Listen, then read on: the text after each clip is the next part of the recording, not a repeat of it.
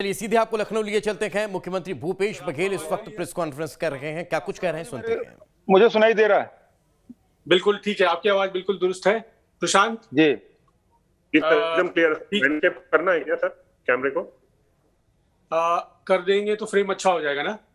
हाँ sir. Vertical की बजाय अगर हॉरिजॉन्टल रखेंगे। अच्छा, मोबाइल को तो ये तैयारी हो चुकी है चेंज करना है और प्रेस कॉन्फ्रेंस इस वक्त होने जा रही है और वर्चुअल माध्यम से ये प्रेस कॉन्फ्रेंस होनी है। चूंकि 2:30 बजे ये प्रेस कॉन्फ्रेंस होने वाली थी और 2:30 बजे ये प्रेस कॉन्फ्रेंस लैंडस्केप कर देंगे, डायरेक्ट होने वाली थी, लेकिन 2:30 बजे ये प्रेस कॉन्फ्रेंस नहीं हुई और चूंकि एयरपोर्ट पर ही मुख्यमंत्री भूपेश बघेल को रोक लिया गया और यही वजह है कि अब देखिए धरने पर मुख्यमंत्री भूपेश बघेल बैठे हुए हैं, जमीन पर ही वे बैठे हुए हैं। एयरपोर्ट का परिसर है ये और वहां पर मुख्यमंत्री बैठे हुए हैं और अब वे प्रेस कॉन्फ्रेंस वर्चुअल माध्यम से करने वाले हैं।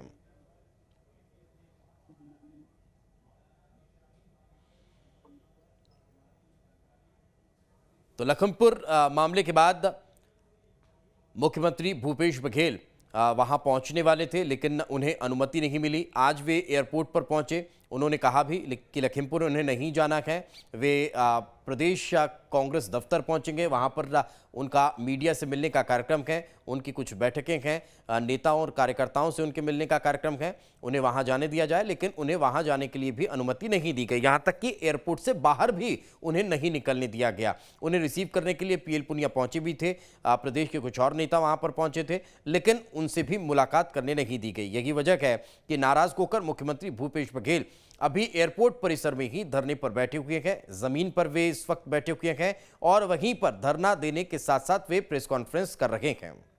आज का दिन महत्वपूर्ण है क्योंकि देश के प्रधानमंत्री नरेंद्र मोदी जी आजादी का महोत्सव, अमृत महोत्सव मनाने के लिए लखनऊ में मौजूद, जहां से ये प्रेस कॉन्फ्रेंस है। छत्तीसगढ़ के मुख्यमंत्री वहां बैठे हैं एयरपोर्ट पर। और आजादी का महोत्सव इसलिए समझ नहीं आता क्योंकि कैसी आजादी की विपक्ष के नेताओं को गैर कानूनी तरीके से गिरफ्तार कर लिया जाता है, सूबे के मुख्यमंत्रियों को एयरपोर्ट पर उतरने नहीं दिया जाता और जो उतरते हैं तो उन्हें एयरपोर्ट पर बंदी बना लिया जाता है क्योंकि वो पीड़ित परिवारों से ना मिल सके, अपनी शोक संवेदना व्यक्त ना कर सके। मैं आग्रह करूंगा मुख्यमंत्री जी से कि वो आए और अपनी बात कहें मीडिया के माध्यम से। आदरणीय मुख्यमंत्री जी। सभी पत्रकार साथियों का मैं स्वागत करता हूं, अभिनंदन करता हूं। सभी को नमस्कार। कल दिल्ली में एआईसीसी में आप सबसे चर्चा मैंने की थी, जिस प्रकार से प्रियंका जी के साथ जो दुर्व्यवहार किया गया, उनके साथियों के साथ जिस प्रकार से दुर्व्यवहार किया गया, उन्हें रोका गया, उसकी हम लोगों ने कड़ी शब्दों में निंदा की। आज चूंकि सीतापुर में जानकारी मिली कि प्रियंका जी को वहां डिटेन करके रखा गया है और 28-30 घंटा होने के बाद भी न उसे छोड़ा गया है और न गिरफ्तारी की गई। लेकिन जब मैं लखनऊ के लिए आया, मैंने कहा कि मैं सीतापुर जाऊंगा और लखनऊ में पत्रकारों से चर्चा करूंगा और सीतापुर में जाके प्रियंका जी और साथियों से मुलाकात करूंगा। यहाँ एयरपोर्ट में आने के बाद पता चला प्रियंका जी को गिरफ्तार कर लिया गया। उनके खिलाफ 3 धाराएं लगाई गई है और 11 साथियों को भी उसी धारा पे गिरफ्तार कर लिया गया है। एयरपोर्ट जैसे एयरपोर्ट में हमारा प्लेन लैंड किया तो सबसे पहले मुझे उतारा गया। मैं तो सबसे रो में बैठा हुआ था, लेकिन मुझे कहा गया कि आप सबसे पहले उतरें और जब बाहर आया तो सारे यात्रियों को रोक दिया गया और जो यात्री बस है उसमें केवल हम ही लोगों को, जो मेरे साथ सिक्योरिटी में और स्टाफ के लोग हैं, उसको ही उस बस में चढ़ाया गया। मैंने कहा क्यों, मुख्यमंत्री को तो हमेशा प्रोटोकॉल के तहत कार दी जाती है, लेकिन यहाँ कार भी नहीं दे रहे हैं। यदि साधारण यात्री की तरह मुझे ले जाना चाहते तो अन्य यात्रियों को भी इस बस में आने दिया जाए, लेकिन अन्य यात्रियों को उस बस में चढ़ने नहीं दिया गया। और जैसे मैं यहाँ अराइवल में पहुंचा तो तत्काल मुझे कहा गया कि आप बाहर नहीं जा सकते। मैंने कहा बाहर जाने दीजिए, मैं तो सीतापुर से प्रियंका जी से मिल के लौट जाऊंगा, क्योंकि लखीमपुर में आप 144 धारा लगा रखे हैं और वहां नहीं जाने देते तो बाद में जब वो धाराएं 144 धारा हटेगा तब हम वहां जाके मिल लेंगे। लेकिन उन्होंने कहा आप सीतापुर भी नहीं जा सकते, लखनऊ भी आप नहीं जा सकते, क्योंकि यहाँ भी 144 धारा है। तो मैंने कहा जब लखनऊ में 144 धारा लगा हुआ है तो फिर प्रधानमंत्री जी कार्यक्रम कैसे कर लिए? उसके पास इस अधिकारियों का कोई जवाब नहीं है। एक तरफ दुर्भाग्यजनक इस देश में स्थिति ये है कि देश में जहां हम लोग सब अमृत महोत्सव मना रहे हैं, प्रधानमंत्री जी उस पर लगातार कार्यक्रम कर रहे हैं, दूसरी तरफ ये है कि यहाँ किसानों को रौंदा जा रहा है, उस पे लाठियां बरसाई जा रही है, उस पे गाड़ी चढ़ा के हत्या कर दी जा रही है, और वो और कोई नहीं बल्कि सत्ताधारी, सत्ता में बैठे हुए केंद्रीय गृह राज्य मंत्री उसके लड़के और उसके दोस्तों ने इस प्रकार की घटना को कारित किया है। तो ये क्या यही अमृत महोत्सव है कि सत्ता में बैठे हुए लोग हैं वो सत्ता के मद में चूर होकर लोगों को हत्याएं कर दे और उसकी गिरफ्तारी न करें? और दूसरी तरफ ये है कि जो लोग पीड़ित पक्ष के लोगों के आंसू पोंछना चाहते हैं, जो वहां न्याय की बात करने चाहते हैं, तो ऐसे में हमारे राष्ट्रीय महामंत्री प्रियंका गांधी जी को गिरफ्तार कर लिया जाता है, कांग्रेस के नेताओं को गिरफ्तार कर लिया जाता है। तो जो हत्यारे हैं वो खुले में घूम रहे हैं, लेकिन जो न्याय की बात कर रहे हैं उसे गिरफ्तार कर लिया जाता है। मैं भी करीब 1.25 घंटे से यही जमीन पे एयरपोर्ट में बैठा हुआ हूँ। मैं अभी भी कह रहा हूँ कि जब प्रधानमंत्री जी जब चले गए हैं, क्योंकि अभी डीएम अभी आए, अभी 10 मिनट पहले आए, तो मैंने कहा कि डीएम आ गए, इसका मतलब है कि प्रधानमंत्री जी चले गए, तभी डीएम यहाँ उपस्थित हुआ। तो अब मैंने कहा जब प्रधानमंत्री चले गए तब तो मुझे सीतापुर जाने दिया जाए। तो अभी भी ये लोग इस मामले में मौन है। हो सकता है मुझे भी गिरफ्तार कर लिया जाए या यहीं बिठा कर रखें, मैं कह नहीं सकता कि, क्योंकि उत्तर प्रदेश की पुलिस खुद भी कर सकती है कि जिस प्रकार से हाथरस की घटना हुई है, जिस प्रकार से गोरखपुर में घटना घटी है, जिस प्रकार से लखीमपुर की घटना घटी है, तो यहाँ उत्तर प्रदेश की पुलिस किसी हद तक के जा सकती है, क्योंकि योगी आदित्यनाथ के सरकार में सब कुछ संभव हो सकता है। तो यहाँ बिना अपराध के प्रियंका जी की 3 धाराएं लगाई जा सकती है, तो हम लोगों के साथ भी कुछ भी हो सकता है। और मैं बार बार यहाँ के डीएम से, यहाँ के पुलिस अधिकारियों से कह रहा हूँ कि एक बार मुझे प्रियंका जी से मिलने दिया जाए। तो मेरे रिक्वेस्ट पे अभी तक के कोई जवाब उन्होंने नहीं दिया। मैं करीब 1.25 घंटे से यहीं जमीन में एयरपोर्ट में बैठा हुआ हूँ।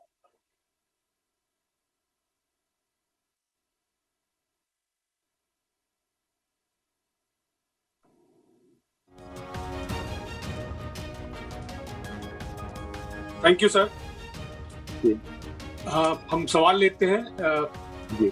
रुपेश गुप्ता जी हैं। रुपेश गुप्ता जी अपना परिचय दें और सवाल पूछें। मैं न्यूज़ 24 रायपुर से हूँ। मुख्यमंत्री जी, मैं ये जानना चाहता हूँ कि अब आपको यहाँ से जाने नहीं दिया जा रहा है जहाँ आप जाना चाहते हैं, तो अब आगे क्या करेंगे? मैं तो इनके रहमो करम पे हूँ। पुलिस वाले क्या करेंगे मैं कह नहीं सकता, ये तो यही जवाब देंगे। मैं तो जाने के लिए आया हूँ। मैं अपने पार्टी के कार्यकर्ताओं से, पार्टी के पदाधिकारियों से, हमारे राष्ट्रीय महामंत्री प्रियंका जी से मिलने की मैंने इच्छा व्यक्त की है। मैं कोई लखीमपुर तो जाने की बात मैं नहीं कर रहा हूँ, तो कम से कम अपने नेता जिसको गिरफ्तार किया उससे तो मैं मिल लूं। क्या लोकतंत्र में अपने नेताओं से मिलना भी गुनाह हो गया? क्या पीड़ित परिवार के आंसू पोंछना भी गुनाह हो गया है? क्या हिंदुस्तान में अब न्याय की मांग करना भी गुनाह हो गया है? तो अभी करीब 1.25 घंटे से रुपेश जी मैं यहीं बैठा हुआ हूँ जमीन पे एयरपोर्ट में। हालांकि राजनीतिक जीवन में अनेक आंदोलन हमने किए हैं, धरना प्रदर्शन भी किए हैं और जेल भी गए हैं, लेकिन एयरपोर्ट के अंदर में धरना में बैठने के पहला अनुभव है, और उत्तर प्रदेश की सरकार ने ये भी कमी पूरी कर दी। कोई जबरदस्ती तो नहीं की गई आपसे? मुझसे, मेरे साथ कोई जबरदस्ती नहीं की गई, लेकिन ये कहा गया कि आपको जाने नहीं दिया जाएगा, तो फिर मैं ही बैठ गया धरने। जी। अगला सवाल लेता हूं मैं। सुखबीर सिंघोत्रा जी हैं, CG 24 न्यूज से। भूपेश जी, मैं ये पूछना चाहता हूं कि जो स्थिति पूरे हिंदुस्तान में हो रही है और खास करके उत्तर प्रदेश में हो रही है, उसको लेके जो पूरा विवाद है और पूरे हिंदुस्तान में ये बात चल रही है कि विपक्ष को दबाया जा रहा है, उनकी बात को सुना नहीं जा रहा है, उनको मिलने नहीं दिया जा रहा है। अगर ये स्थिति छत्तीसगढ़ में होती तो आप क्या करते? मेरे यहाँ भी सिलगेर में बड़ी घटना घटी थी, क्योंकि आप जानते हैं कि छत्तीसगढ़ के बहुत सारे ऐसे जिले हैं जो नक्सल प्रभावित हैं। कैंप की शुरुआत करने के कारण से वहां गोलियां चली और 3 लोगों की मृत्यु हुई, लेकिन हमने कभी भी पत्रकारों को जाने से रोका, न राजनीतिक दल के लोगों से जाने से रोका। वो लोग गए, उन्होंने चर्चा की, कुछ लोग तो वहां तक पहुंचे भी नहीं, वापस लौट के आ गए। हमारे यहाँ हमने कोई ऐसा रोक तो लगाया नहीं था, वो लोग भी गए, जाए हमारे प्रदेश में। रमन सिंह जी पूछ रहे हैं कि भूपेश बघेल क्यों नहीं गए सिलगेर। रमन सिंह से मैं पूछना चाहता हूं कि वो सिलगेर क्यों नहीं गए। मुझे लखीमपुर जाने से रोक रहे हैं, मैं यहाँ विपक्ष में हूँ, मैं लखीमपुर जा रहा हूँ। आप वहां विपक्ष में, तो आप सिलगेर जाइए ना, क्यों रोका है और आप गए क्यों नहीं। मैं तो ये कह रहा हूँ, भारतीय जनता पार्टी के लोग ये कहते हैं कि आप राजस्थान क्यों नहीं जा रहे हैं, छत्तीसगढ़ क्यों नहीं जा रहे हैं। राहुल जी प्रियंका जी से पूछ रहे हैं। मैं ये कहना चाहता हूं कि भारतीय जनता पार्टी छत्तीसगढ़ में विपक्ष में, तो जेपी नड्डा क्यों नहीं गए, उनको जाना चाहिए ना, और उसे हम तो रोक रहे नहीं है। भारतीय जनता पार्टी के नेता नंद कुमार साय जी, वरिष्ठ नेता भारतीय जनता पार्टी के, जो राज्यसभा और लोकसभा के सदस्य भी रहे हैं, अनुसूचित जनजाति आयोग के अध्यक्ष भी रहे हैं, उनके नेतृत्व में गए। और तो तर्रेम तक सिलगेर भी नहीं पहुंचे, तर्रेम से ही वहां लोगों से बात करके लौट गए। हमने तो रोका नहीं। हमारे प्रदेश में इस प्रकार से नहीं है कि आपको जाने से रोका जाए। हम जब अपने प्रदेश में जब विपक्ष के नेताओं को जाने से नहीं रोकते, हम ये उम्मीद कर रहे थे कि उत्तर प्रदेश में जहाँ भारतीय जनता पार्टी सरकार है, वहां हमको भी नहीं रोका जाएगा, जिस प्रकार से हमारे प्रदेश में हम नहीं रोकते। अगला सवाल लेता हूं मैं अमित मिश्रा जी का। अमित जी अनम्यूट करिए, पूछिए सवाल।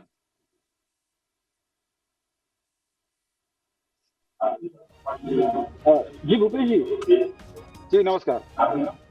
नमस्कार। ये जब आप वहां पर गए, पहले भी आपके खिलाफ जो फरमान था वो जारी कर दिया गया था कि वहां पर नहीं जाने दिया जाएगा, और उसके बाद फिर आप लखनऊ गए। आपने बताया भी कि वहां पर पीएम का प्रोग्राम था, पीएम को जाने दिया गया, आपको नहीं जाने दिया गया। अब आगे आप क्या करेंगे? क्या यहीं पर धरने पर बैठे रहेंगे या फिर और कुछ व्यवस्था वहां पर की जाएगी? किस तरीके आगे की स्ट्रेटजी आपकी क्या होगी? मैं तो अभी भी जिला प्रशासन से, पुलिस प्रशासन से अनुरोध कर रहा हूं कि मुझे कम से कम हमारे प्रदेश के नेताओं को जो गिरफ्तार करके रखे हैं, उनसे तो मिलने दिया जाए। प्रियंका गांधी जी हैं, अजय लल्लू जी हैं, उनके साथ और लोगों को 11 लोगों को गिरफ्तार कर रखे हैं, उनसे मैं मुलाकात कर लूं। उसमें आपको क्या तकलीफ है? वो हमारे नेताओं से भी मिलने नहीं दे रहे हैं, पीड़ित परिवार से पहले नहीं मिलने दे रहे हैं, और दूसरा अब अपने नेताओं से भी नहीं मिलने दे रहे हैं। तो क्या यही अमृत महोत्सव, यही आजादी का अमृत महोत्सव मना रहे हैं इस प्रकार से? हम अपने लोगों से नहीं मिल सके, किसान से नहीं मिल सकते, अपने नेताओं से नहीं मिल सकते, पीड़ित परिवार से नहीं मिल सकते? ये कैसा लोकतंत्र है? अगला सवाल है सर सौरभ परिहार का। सौरभ जी पूछे।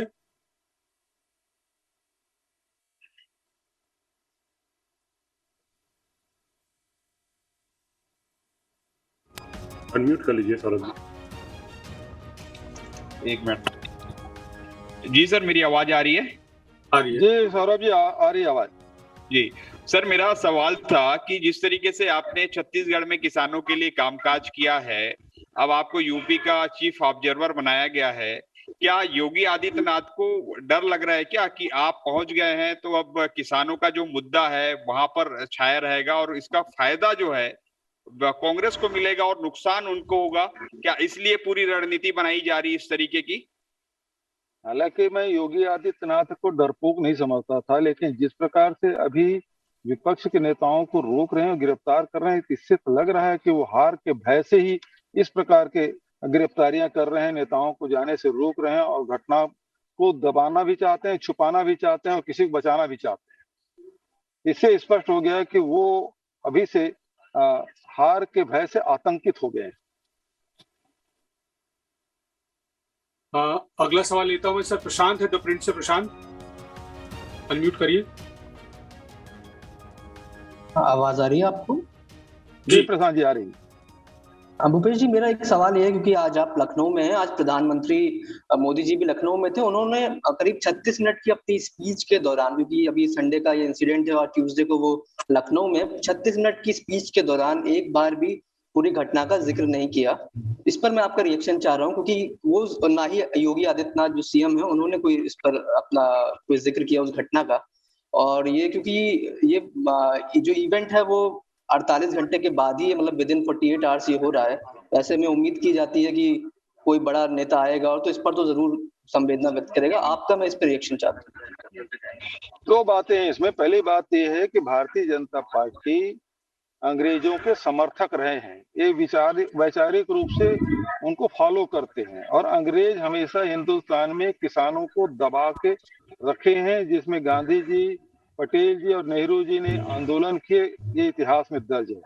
भारतीय जनता पार्टी भी किसान विरोधी पहले से रहे हैं, ये दमनात्मक रवैया अपना रहे हैं जिस प्रकार से अंग्रेज अपनाते हैं, और इस कारण से वो इसके बारे में ये बिल्कुल एक शब्द नहीं कहेंगे, क्योंकि किसान जो आंदोलन कर रहे हैं, कभी उसे आतंकवादी कहते हैं, कभी पाकिस्तान परस्त बोलते हैं, कभी चीन परस्त बोलते हैं, कभी उसको ठलुआ बोलते हैं, कभी उनके लिए प्रयोग करते हैं कि इसको तो लाठी मारो और बड़े नेता बन जाओ। फिर जो केंद्रीय गृह राज्य मंत्री वो कहते हैं कि सुधर जाओ नहीं सुधार दूंगा। तो ये सही मायने में भारतीय जनता पार्टी के विचार ये है। दूसरी बात यह है कि इस घटना का जिक्र इसलिए प्रधानमंत्री और यहाँ के उत्तर प्रदेश के मुख्यमंत्री इसलिए नहीं कर रहे हैं क्योंकि केंद्रीय गृह राज्य मंत्री उस काफिले में थे, और उसके काफिले में उसका बेटा भी था जो किसानों पे गाड़ी चढ़ा दिए थे और उसको रौंद दिए थे, और इस कारण से अपने केंद्रीय गृह राज्य मंत्री को वो बचाना चाहते हैं। इस कारण से उसको बर्खास्त भी नहीं कर रहे हैं, उसके लड़के को गिरफ्तार भी नहीं कर रहे हैं। और तीसरी जो बात है, जो इसके अंदर की जो राजनीति है, क्योंकि जो मिश्र हैं और योगी आदित्यनाथ हैं, वो अलग अलग खेमे से बटे हुए हैं। उसके पूछे बिना ही प्रधानमंत्री ने उसको गृह राज्य मंत्री बना दिया था, और ये इसी कारण से आपने देखा होगा जो उसके साथ जो उप मुख्यमंत्री हैं वो गए थे, मुख्यमंत्री उसके कार्यक्रम में नहीं थे और उप मुख्यमंत्री उसके साथ गए थे। ये जो आंतरिक जो इनकी गुटबाजी है वो भी तीसरा ये परिलक्षित होता है। ये तीन कारणों से ये प्रधानमंत्री और न ही मुख्यमंत्री उत्तर प्रदेश ने कोई बात कही है। धन्यवाद सर। मैं अगला सवाल लेता हूँ। ममता है, ममता अनम्यूट करिए। हार दूंगा। तो ये सही मायने में भारतीय जनता पार्टी के विचार ये।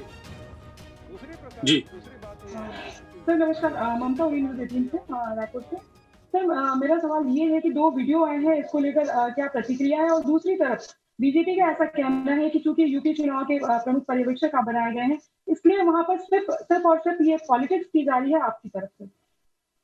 क्योंकि देखिए, किसानों की जो हत्या हुई है इसमें क्या राजनीति है? भारतीय जनता पार्टी के नेता के पुत्र उस पे गाड़ी चढ़ा दिए किसानों पे, इसमें क्या राजनीति है? ये तो घटना हुई है। और जब इस प्रकार की घटना होती है तो विभिन्न समाज के लोग, विभिन्न वर्ग के लोग और विभिन्न राजनीतिक दल के लोग जाते ही हैं। इसको राजनीतिक चश्मे से क्यों देखा जाना चाहिए? आखिर क्या बात है जो उत्तर प्रदेश की सरकार छुपाना चाहती है?